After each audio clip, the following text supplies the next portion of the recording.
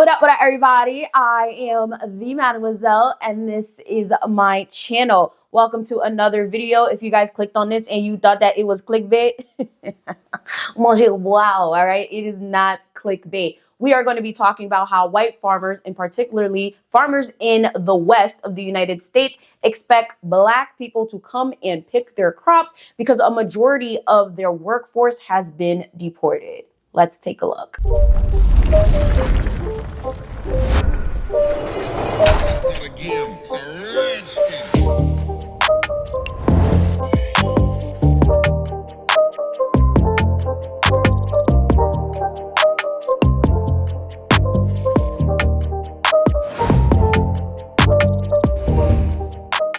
You've had people that have worked on farms for 20 years. It's very hard to go in there and say, you know, you're coming out. But we're going to let the farmers take responsibility. They're great people. They'll do it. They know the good and the bad. So the hard part about this is not like a normal war where people wear uniforms. They don't wear uniforms. So we have to be careful. But I never want to hurt our farmers. Our farmers are great people.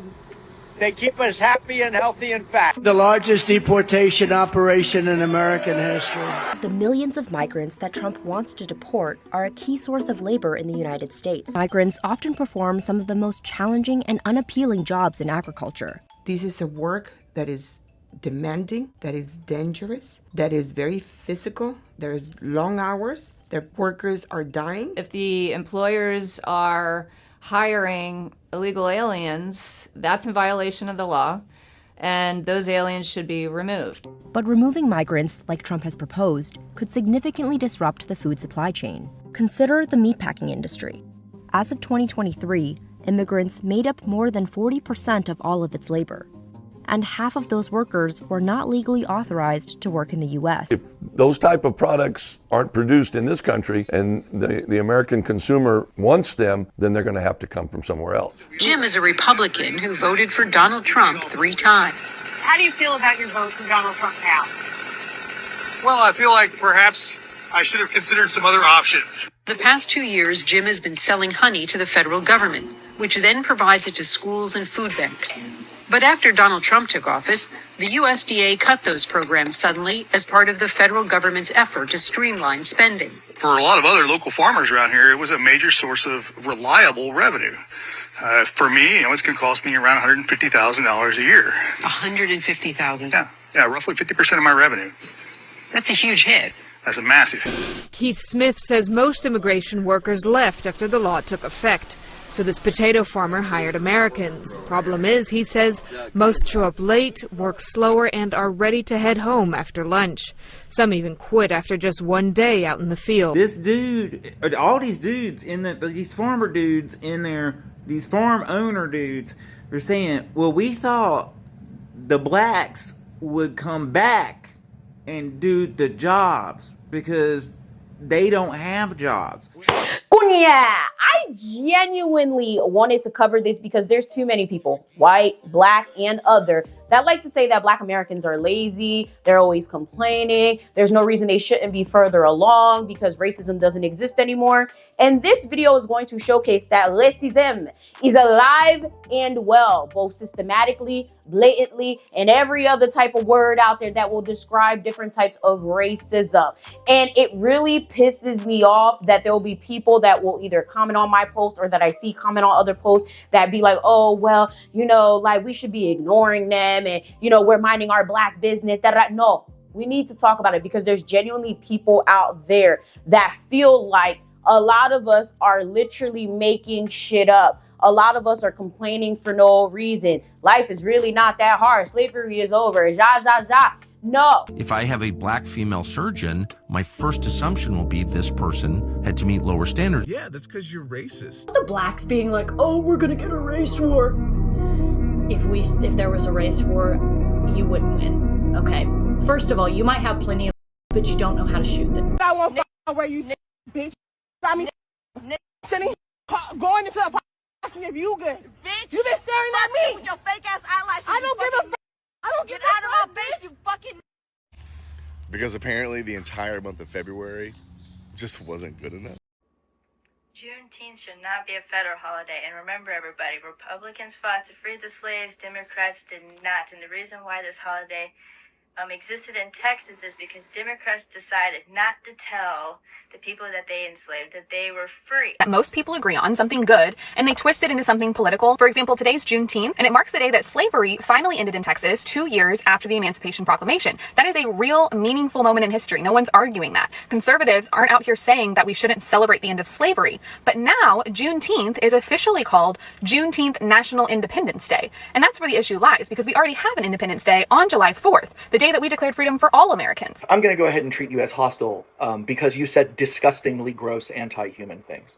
Because you're white and you're mad that brown people might get holidays in this country, because that's really what this is about. Shout outs to the white people and the other non-black people who actually care to speak about these issues, who care to share these types of videos, who care to educate those around them about what racism looks like and how not to be racist, because we need more of y'all, okay? And for a lot of people that come on this channel who are non-black, a lot of them do not understand why my channel is structured the way it is. At the end of the day, my videos are specifically tailored to a black audience, the black youth, as well as the black young adult.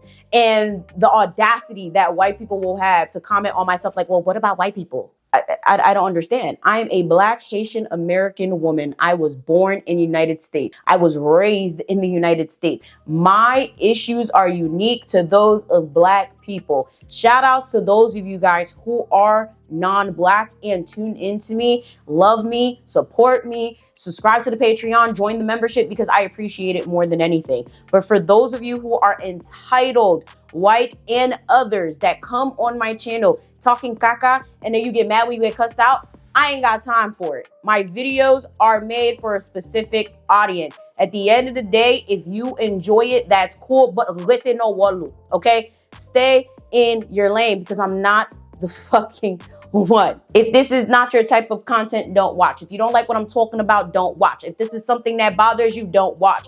Like, for real, because there's too many of y'all that are way too entitled, way too privileged, and this is genuinely going to show exactly what we've been talking about forever.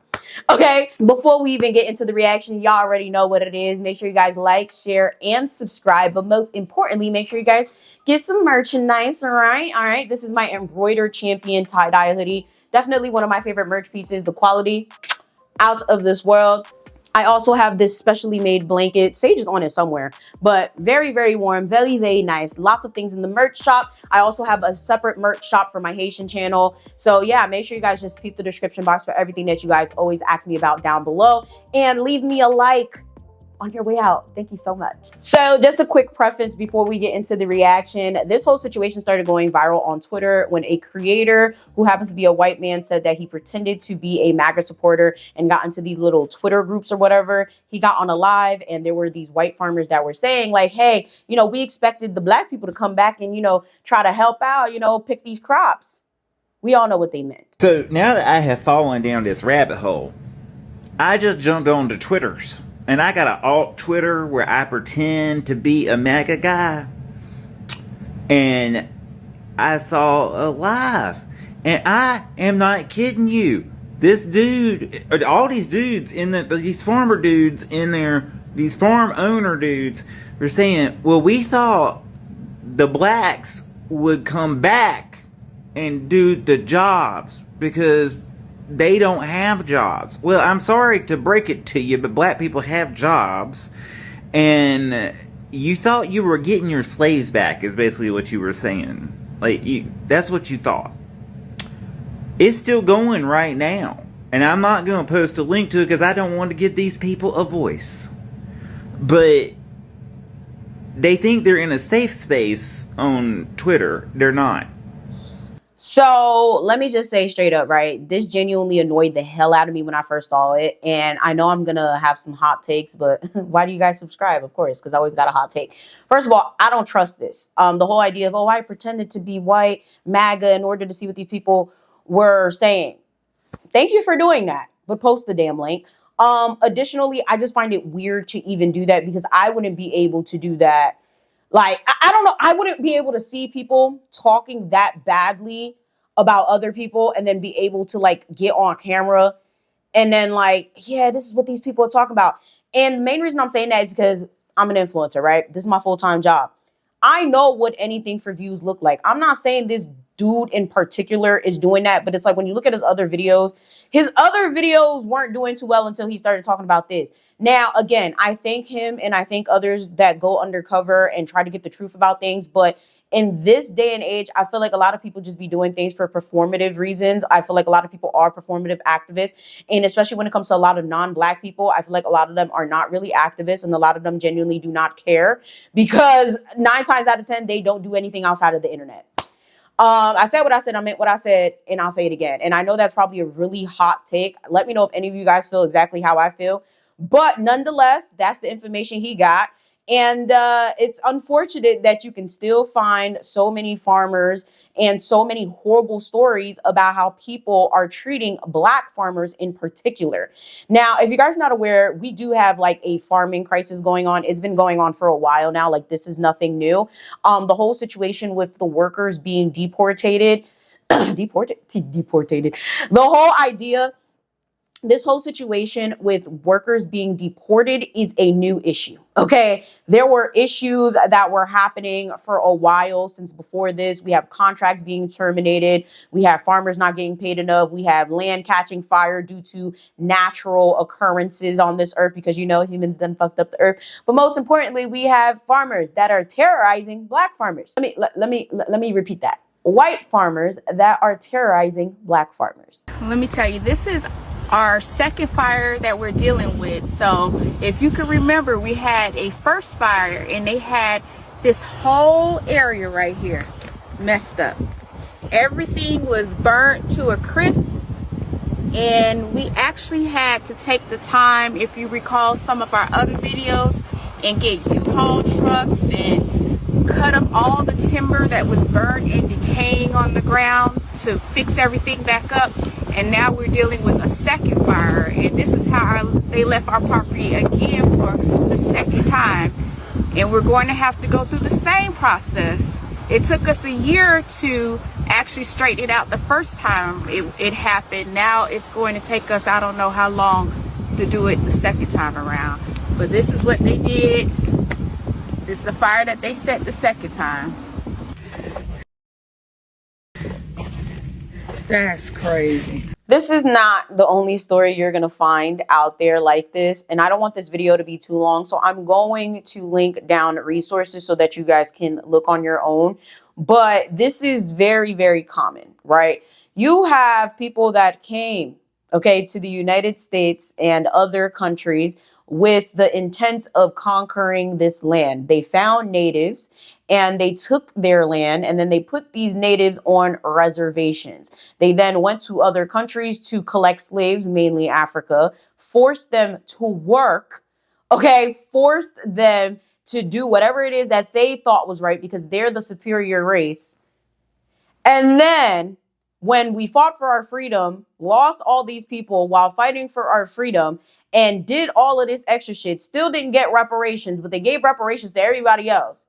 They have the nerve, gall, audacity to be on this stolen land and expect us to go back and work willingly. It is the fucking audacity for me. Like, the whole shit doesn't really make any logical sense to me. If anything, I hope that a lot of this means that the Native Americans are going to get their land back. Okay, that's what I hope, because nobody ever talks about that. I'm not even Native American, and I can recognize that they've been definitely fucked in every way possible. The fact that they literally were pushed onto little reservations that are poorly maintained and given the bare minimum of resources to survive so that white people, so that Americans, okay, can be on this land and do whatever it is that they want with it. And then they be having the nerve, all audacity to act like they have the rights to shit. The nerve, all audacity to bully other Black farmers. Do you know how many Black families, especially back in the day, post-slavery, had their land, their homes, their businesses taken from them, burnt to the ground, outright stolen, all types of shit. So it's just like,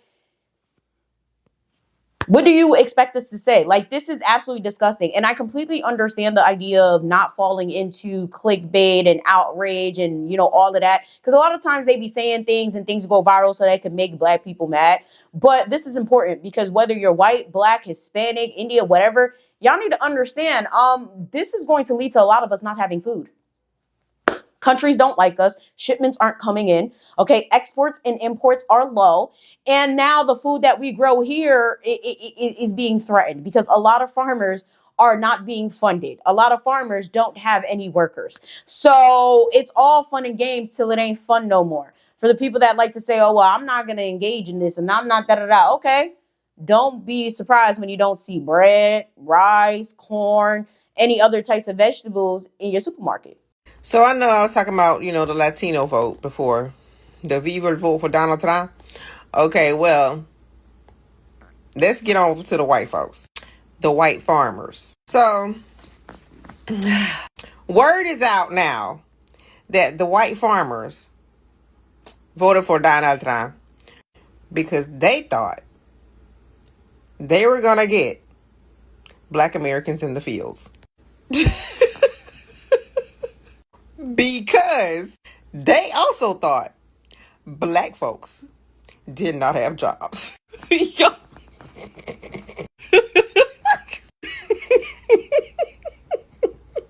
So when we put this all together, somehow the white farmers were convinced that black folks don't have jobs. We don't work.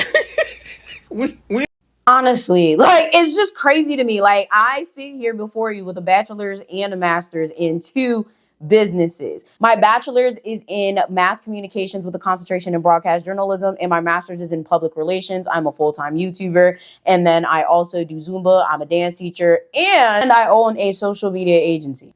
Do I look like I'm going to be picking crops at a farm? Does that look like a desirable job for me? Like, I'm genuinely trying to understand what the logic behind this was. I'm genuinely trying to understand what exactly they thought that we were going to do. Like, we were going to flock to the fields. I don't care if I didn't have degrees. I don't care if I didn't have a job. I don't care if YouTube wasn't my full-time career. I don't give a fuck if I was forced to eat my own toenails for dinner. I would never, ever in my life be out there picking any type of crops in any fucking field unless I owned that farm. Just because of that negative connotation of it. And plus because I hate the heat. Like, I really hate the heat. Like, we've been going through a heat wave right now and it's absolutely disgusting. Like, the heat and I don't mix. Anything over 80 degrees, I'm not doing it. Shit, I'll say 75. Like, I hate the summer. I'm a winter baby. So yeah, I was never going to be in nobody's field picking shit. Okay? The connotation of it, the heat of it, I got better things to do. So I'm a black farmer, and a lot of people are wondering, why are black farmers not panicking like a lot of white farmers? Well, let me explain to you the reasons why. It's because white farmers have been handed everything to them. A lot of them. Not saying all of them, but a good bit of them. And by that I mean this. You know, MLK even pointed out. He says, you know, farmers in the West and the Midwest who were white, they were given land, they were given money, they were given training, they were given a lot. Whereas the black farmers weren't given anything, and the largest civil rights settlement in U.S. history is Pickford v. Glickman, where you had a class action lawsuit, bunch of black farmers all joined the lawsuit, and they won a huge settlement because the USDA was shown to be racist for decades. So because black farmers haven't been given anything, we've been learning to do without, unlike your white farmers. So when things are taken away from you, all your subsidies, all your tax breaks, guess what? You panic. Whereas we've always been going through this shit. So That's what it's so funny because I see people like, oh, well, you know, y'all shouldn't be talking shit and y'all shouldn't be so happy this is happening. Y'all voted for this. We did not. Additionally, like he said, black people ain't never had shit and still made shit bang, still made shit work, still came out where they needed to be. We're always going to figure it out. Unfortunately, a lot of y'all have been spoon-fed. Okay, a lot of y'all have had things handed to you, had things given to you. Therefore, you don't know how it feels to be deprived of such resources. Black farmers will be just fine. If anything, they'll probably make a come up from this when a lot of y'all shutting the fuck down. And I'm going to say right now, for the people that didn't vote for this, okay, for the people who genuinely are great farmers, who aren't racist, who never discriminated against any other black farmers, who were kind and all of that, I'm sorry if you are losing your land and you're losing your farm and you're going to have to shut down, because that's not fair to you. But for the rest of y'all, what do you expect? What do you expect? Like, what do you want me to say? What do you want me to do? Like, I'm not about to feel bad. Like, it's going to be sad that I probably won't be able to have my apples and my grapes and my kiwi and my broccoli and my celery as often, okay, if this shit doesn't get resolved. But that's fine, especially if black farmers start to make a nice little come up, okay, and the Native Americans start getting their land back. That would be great. And I know that's probably like a very like gross over analyzation, but that would be great if that's what happened, okay, because it's coming to a point where it's just like, I genuinely don't understand why they would think that anybody would feel any sympathy for them. It's just like the Hispanic people that voted for Trump and now they're being deported. Like, let's be fucking for real. Why would you vote for that? Now, one thing about me, I always say I'm a mommy at heart, okay? I grew up with Hispanic people. I love like all the Hispanic friends that I have or whatever. And it's crazy because like I grew up in Elizabeth, New Jersey. So if you're from Elizabeth, you already know, like, we are very enmeshed with the Hispanics, like especially blacks, like blacks and Hispanics, Haitians, Africans, like we're very like this. So I didn't know that like there were racist Hispanics until like I got to like college and like I got out of my town and I started traveling. I didn't know. So I was a little like, bro, Donald, like y'all voted for Donald Trump? Like that's wild to me. Like I wasn't aware.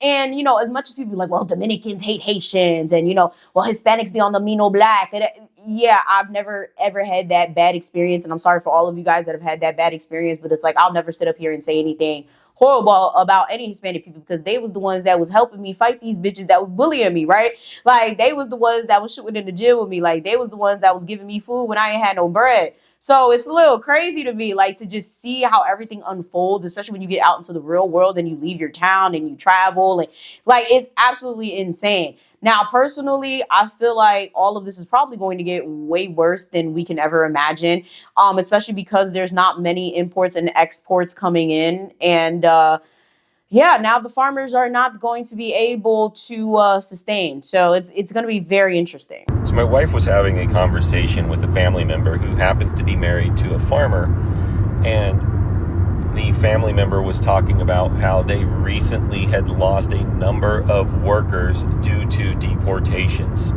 and how that was going to affect them, that work on the farm wasn't going to get done, that they might not produce as much milk or as much grains as they normally would because they wouldn't have the workers to get this done. And once again, it shows that, one, Trump supporters, as these individuals are, don't care about the people. They care about only things when they affect themselves. They only care when it's going to affect the money that they make, or in this case, that they're actually going to have to go out and do what farmers should be doing, which is working in their fields, working in their barns. They didn't care that the people are deported. They care that they might lose some money and that they're going to have to actually work for a little bit of time. They don't care about the people. And it's another one of those we told you so moments. I love that he said that. And I had to make sure before I said it, because I was going to say it in the beginning, but I'm like, I don't understand. Like, whether you own a farm, you own a business, you own like anything, like you have to work at your shit. Like, it doesn't matter that you own it. You're still going to have to work. For whatever reason, a lot of people feel like ownership means less work. That is a big ass lie, especially when it comes to social media, because a lot of people on social media be pushing this whole idea of, oh, if you own it and you do this and you start your own business, you're going to be a boss. You're not going to have to work all the time. Ain't no more sleepless nights.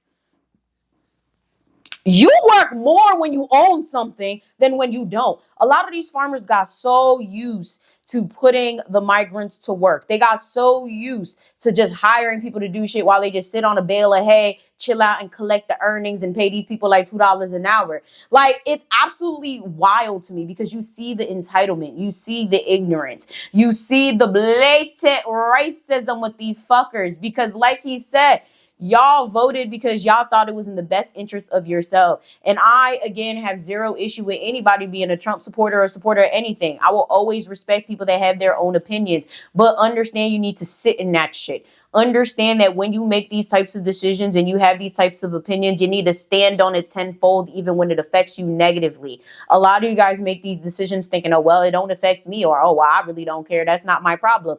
Forgetting that 9 times out of 10, y'all not even thinking it through. 9 times out of 10, it is going to affect you, but you're not thinking about that part because you're just seeing first page. You're not reading the entire book. Okay. And that's why I genuinely don't care, because it's just like, what do you...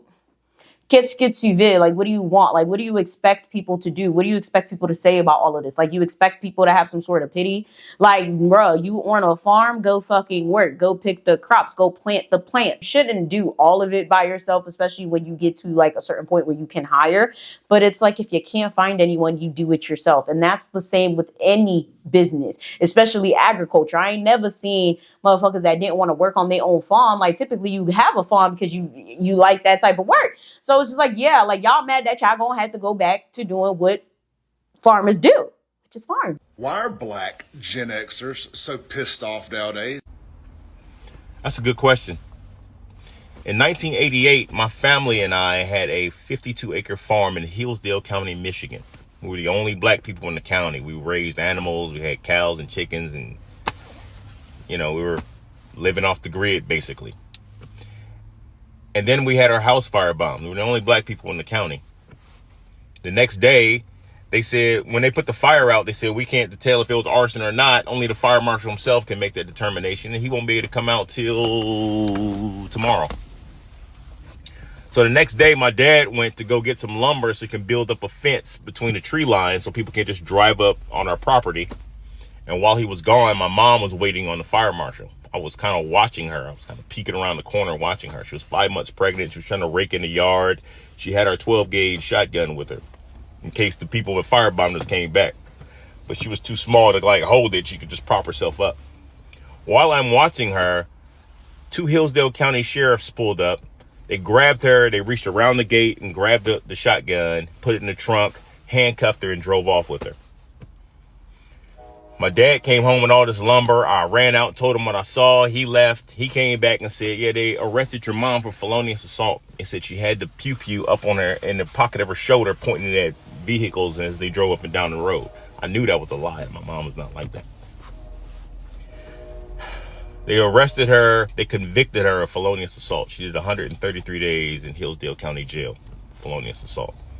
When they let her out, as she was 5 months pregnant, we all moved back to Detroit. I got back to Detroit. I absolutely hated it. I had nothing in common with anybody my age in Detroit. I was a farm kid. I was naive. And then I got a summer job. I got a job. I got a bike. It was the best feeling of freedom that I had since I was on the farm. I rode it everywhere, and I'm riding at night, and then I got robbed. Great. Now I hate this place all over again. So I got my check I cashed it at the check cashing spot. I'm walking home. I'm paranoid. I had $222.13. I bust my ass and earned this money. I had my head on a swivel. I'm looking one way. I hear, hey, from the other direction. My heart started beating fast. I look, it's 2 cops. Whew. Start making smile a little bit. Like, man, they don't know how bad they scared me. They walking up to me. I'm getting ready to say something. They gut checked me and doubled me over. And then they grabbed my arms and stood me up while I'm coughing and trying to catch my breath. They handcuffed me. They take everything out of my pockets, my money, my keys, my wallet. They said, what the fuck is you smiling about? I can't even talk. I'm coughing. I'm trying to catch my breath. They put me in the back of the squad car. They called in a dispatch and gave my ID. Dispatch called back all clear. The officer said, you heard her. She said you had a warrant for $222.13. You going to pay it here or you going to pay it at the precinct? I said, I didn't do anything. He said, oh, you didn't hear me. She said, you have a warrant for $222.13. You going to pay it right here or you going to pay it at the precinct? Which one you going to do? And I was mad. I was scared. I was frustrated, and I yelled. I didn't do anything. Officer jumped out the vehicle, got in the back seat with me, pulled out his pew-pew and stuck it in my neck. and said, N-word, you know I'll fucking blow your brains out right here. And I was frustrated, I was mad, I was terrified, and I was trying to keep that tear from dropping down my face, but I couldn't. And I hated that tear more than anything else. And I had to watch my breath and say, sir, I didn't do anything. He started laughing, looked at the cop in the front seat and said, well, you heard him. He's gonna pay it at the precinct. They took me down there. It was Friday afternoon, about 5:30. They didn't fingerprint me. They didn't take no pictures. They just put me in the cell. Monday morning, they just let me out. I walked home. I got home. My parents were freaking out. They didn't know where I was all weekend. My dad asked me, where were you? I told him. He said, get in the truck. Let's go up there. We went back up to the precinct, and my dad was pissed. My dad is an old civil rights guy. Look at my pictures on my page of him getting arrested for ordering a cheeseburger. He was one of them guys. He said, y'all gonna tell me why y'all had my son in here all weekend? And the officer, I'll never forget it, started smiling and fake typing on the computer and was like, we got no record of your son being down there. He asked my name or nothing. My dad said, bullshit, you gonna tell me why you had my son down here all weekend? The cop was like, well, we was probably out gangbanging or something, selling drugs or something. My dad was like, my son ain't like that. Motherfucker, you gonna tell me why you had my son? And he stood up and unsnapped his weapon and said, sir, you got a weapon on you? And we left. This is 1988. 1989, I remember watching these stories about kids my age wiling out. I never forget that verbiage in New York and how they were like a pack of animals and the police grabbed them and got confessions out of them. And there was a New York billionaire who had everything he could ever want in the world, was advocating for the death penalty for these kids that were my age. I'm sorry, what were you saying about KKK? Had never seen them before? Before you sit there and comment, racism is not alive, racism doesn't exist, that was a long time ago.